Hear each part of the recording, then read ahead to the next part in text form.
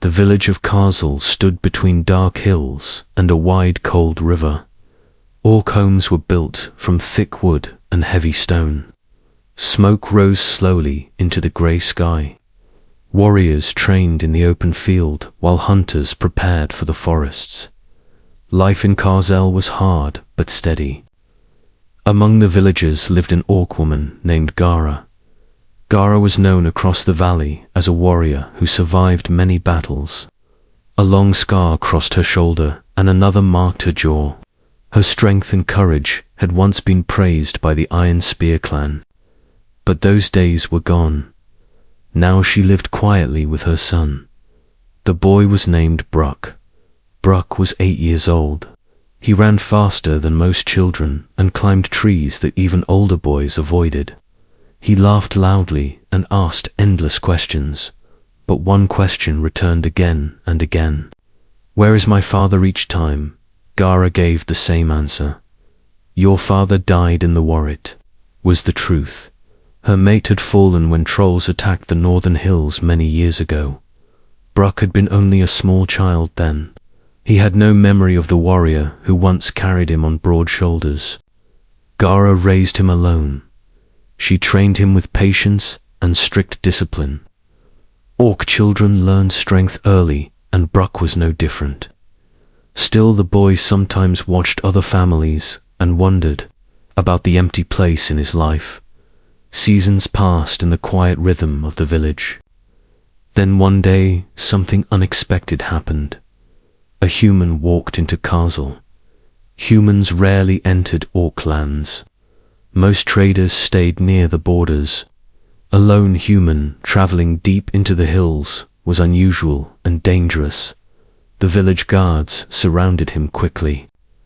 The human raised both hands. "My name is Daniel. I travel as a healer. I seek rest and water. I mean no harm." He wore light armor and carried a pack filled with tools and herbs. His sword remained tied at his side untouched. The guards brought him before the village chief. The chief studied him with narrow eyes. "You walk alone into orc lands. Either you are brave or foolish," Daniel answered calmly. "Sometimes they are the same." Few warriors laughed at that. The chief finally nodded. "You may stay a few days, human cause. Trouble, and you will not leave." Daniel bowed his head in respect. "Thank you." At first, the villagers watched him carefully. Humans were strange creatures, smaller than orcs, softer voices, different customs, but it did not take long for Daniel to prove his worth. One evening, a hunter returned from the forest bleeding badly. A wild boar had torn his leg open. The village healer tried to close the wound, but the bleeding would not stop. Daniel stepped forward. "Let me help." The healer hesitated, but time was running out. Daniel worked with steady hands. He cleaned the wound carefully. He stitched the torn flesh and placed strong herbal medicine over it. The bleeding stopped. The hunter lived. After that day, the villagers treated Daniel differently. He helped the healer gather herbs. He repaired broken tools. He shared knowledge about medicine and survival. Slowly, trust began to grow. The first person to truly accept him was Bruk. Children often see truth faster than adults. Bruck walked straight up to the human one afternoon while Daniel carved a small wooden bird. "Why are your teeth so small?" Daniel looked surprised for a moment, then laughed. "Because humans are not made for biting like orcs." Bruck studied him seriously. "Are you weak?" Daniel shook his head. "Not weak, just different." Bruck seemed to think about that. Then he sat beside him. "Teach me that carving thing." Daniel smiled. All right. From that day, Bruck visited him often. Daniel showed him how to carve wood into animals and tools. He taught him how to tie strong knots and how to follow stars at night. Bruck listened carefully to everything. Ghar watched from a distance. At first, she did not trust the human. No mother trusted a stranger around her child. But Daniel showed patience and respect. He never treated Brooke like a foolish child. He answered every question with calm honesty. Weeks passed, then months.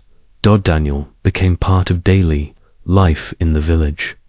One evening, Brooke arrived with a split lip after training with older boys. Daniel cleaned the wound. You fought well, Brooke, looked proud. I almost want. Daniel smiled slightly. Winning is not always strength. Learning is stronger. Brooke nodded slowly. Then he asked a question. Will you teach me how to fight?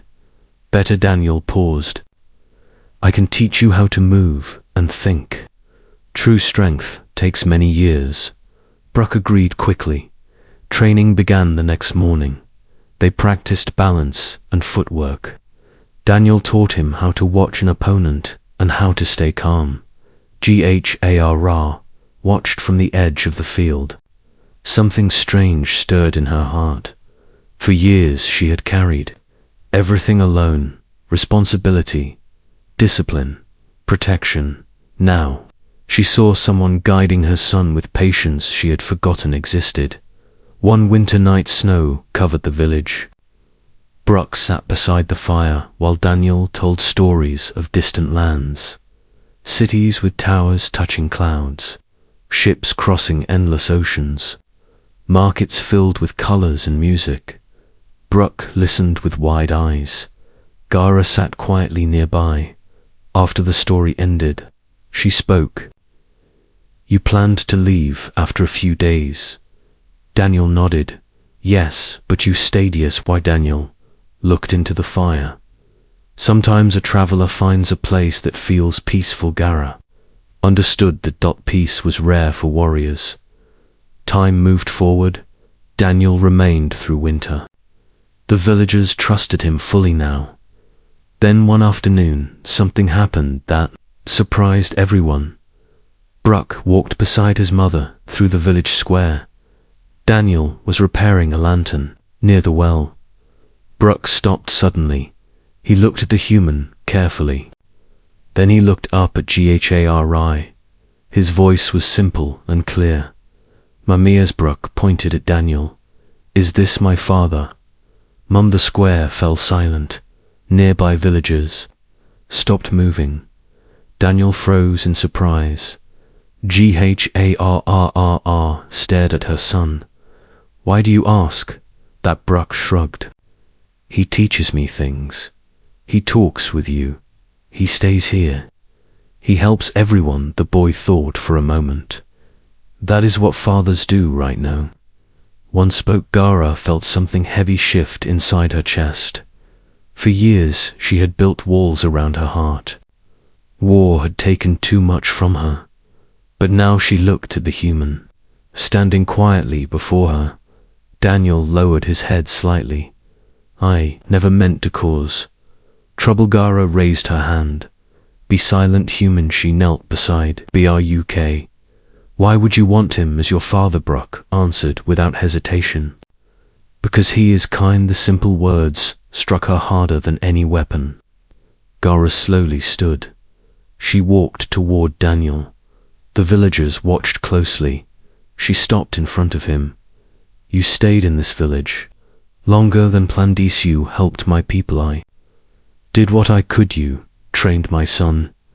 He is eager to learn. Gara crossed her arms. If you remain here, you must accept the duties of this place. Daniel met her gaze. I would accept them. Brooke looked between them, excited and confused. Gara placed a strong hand on Daniel's shoulder. Then she spoke. If you truly stay, then you will guide my son, protect this village, and stand beside. Daniel nodded slowly. I will. Gara turned to Brooke. Yes. Brooke blinked. Yes. What? Gara allowed a small smile. Yes. Brooke, this human may become your father. For a moment the boy said nothing. Then a wide grin spread across his face. Good. He grabbed Daniel's hand proudly. Tomorrow we train again. Daniel laughed softly. Yes, we do around them. The villagers returned to their work. In the cold hills of Karsel, a lonely traveller had found something greater than rest. He had found a home, and a widowed orc discovered that even a warrior heart could begin again.